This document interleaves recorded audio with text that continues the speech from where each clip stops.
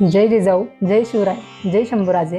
गडकिल्ले संवर्धन प्रतिष्ठान महाराष्ट्र राज्य सादर करत आहोत शिवसाम्राज्याचे दिनविशेष.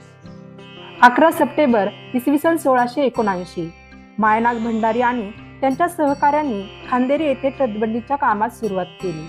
11 सप्टेंबर इसवी सन 1627 11 सप्टेंबर 1627 रोजी इब्राहिम आदिल शाह मरण पावला आणि त्याचा तिसरा मुलगा मोहम्मद गादीवर आला.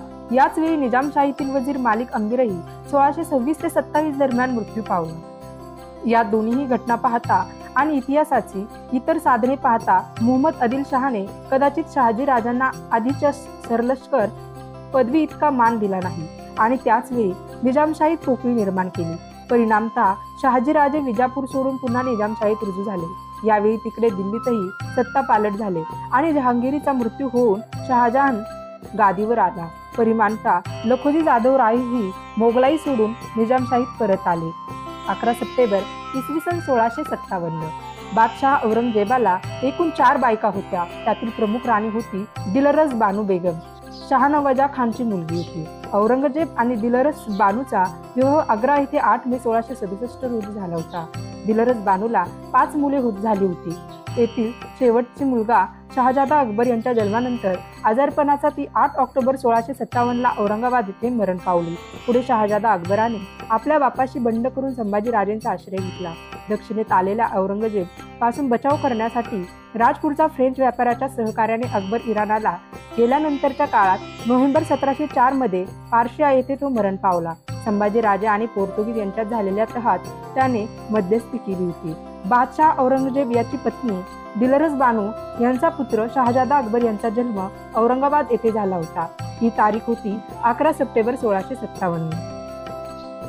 शहाजादा मोहम्मद अकबराचा भाद्रपद शुद्ध चतुर्दशी शके 1579 राक्षस संवत्सर शुक्रवार म्हणजेच 11 सप्टेंबर 1657 रोजी जन्मदिवस.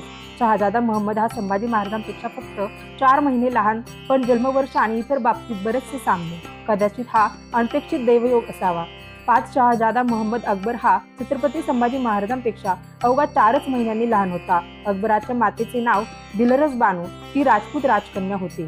11 सप्टेंबर इसवी सन 1686 विजापूर किल्ला जिंकण्यासाठी आलेला बादशाह औरंगजेबाने आपली छावणी रसलपूर येथे टाकली होती. तिथून ती मोहिमेची सूत्रे चालवत होता. 4 जुलैला त्याने तोफांच्या माऱ्याने किल्ल्याचे बुरुज उद्ध्वस्त करण्यात व तटाखाली सुरुंग उडवण्याचा हुकूम दिला. 4 सप्टेंबरला तो स्वतः लढाईच्या मोर्चावर पाहणी करण्यासाठी गेला. मोगल फौजांच्या आक्रमक हल्ल्याने घाबरून विजापूरचा सुलतान सिकंदर आदिल शाह घाबरला. आदिलशाहीचा कारभार सय्यद मसूद अब्दुल्ला रऊफ व सरजान खान या 3 सरदारांकडे होता. 10 सप्टेंबरला अबुल रौफचा मुन्शी सय्यद खान जाऊन मुघल सरदार गाझीउद्दीन खानला भेटला व त्याने तहासंबंधी प्राथमिक बोलणी केली. दुसऱ्या दिवशी अबुल रौफ हा आदिलशाहीचा मुख्य सरदार गाझीउद्दीन खानला जाऊन भेटला. तहाची बोलणी व करामदार करून तो परत किल्ल्यात गेला. आदिलशाही सरदार अबुल रौफ व गाझीउद्दीन खानची भेट घेतली. ती तारीख होती 11 सप्टेंबर 1686.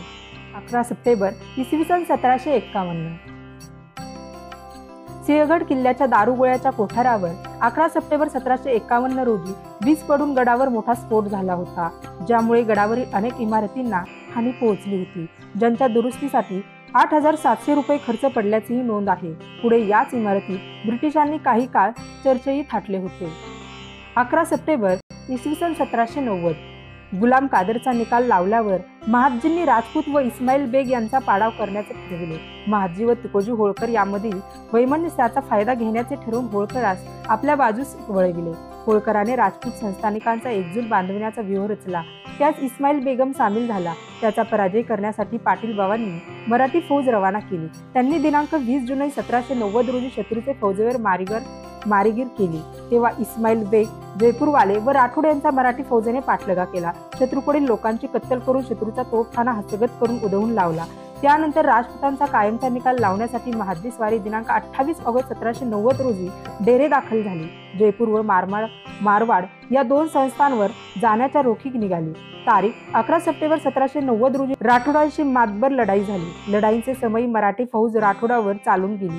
राठोडांनी फार प्रतिकार केला, पण मराठ्यांच्या चढाईपुढे त्यांचा टिकाऊ न लागता राठोडांच्या फौजेचे बिमोड होऊन राठोड पळून गेले. मराठ्यास यश प्राप्ती झाली. त्यानंतर अजमेर पावतूक जाण्याचा विचार करून महादजींची स्वारी मारवाडात दाखल झाली. इतक्या जोधपूरचा राण विजय सिंग याने आपला वकील महादजींकडे सुलेखाचे बोलणे करण्यास आला.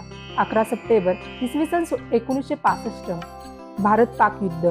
भारतीय सैन्याने लोहार जवळील बुरकी गाव ताब्यात घेतले.